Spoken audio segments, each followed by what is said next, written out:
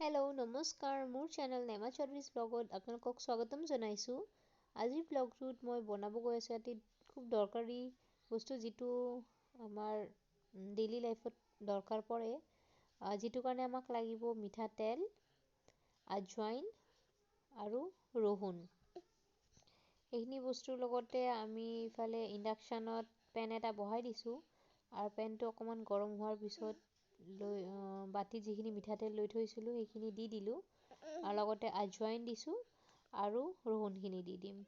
এইখিনি অকণমান গৰম হোৱাৰলৈকে আমি ৱেইট কৰিম। গৰম মানে গোটেই জ্বলি যাব নালাগে, অকণমান বইল হৈ কেনে বইল হ'লে হৈ যাব। তাৰপিছত আমি এইখিনি চেকি কেনে এটা বটলত থৈ দিম।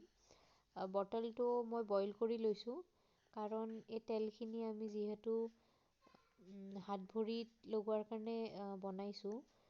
এই তেলখিনি সৰু বাচ্ছাৰ কাৰণে বহুত দৰকাৰী।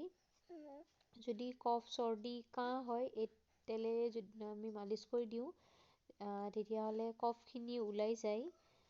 মই মোৰ ল'ৰা দুটাক এই তেল সৰুৰ পৰাই ব্যৱহাৰ কৰি গৈ আছোঁ। স্পেচিয়েলি ঠাণ্ডা দিনত বহুত দৰকাৰ পৰে, কাৰণ ঠাণ্ডাত চৰ্দি পটককৈ লাগিয়ে যায়, চৰ্দি কাহটো হয়। এই তেলখিনিত মালিচ কৰিলে বহুত উপকৃত হোৱা যায়, যিহেতু সেইকাৰণে এয়া কমকৈ বনাইছোঁ, এসপ্তাহ মূৰে মূৰে আকৌ মই বনাই যাওঁ। তেলখিনি ৰাতি হাত আৰু ভৰিৰ তলত লগাই দি কেনে গৰম কৰি কেনে শুই থাকিলে বহুতখিনি আৰাম পোৱা যায়। আৰু এইখিনিতে মোৰ ব্লগটো মই শেষ কৰিছোঁ।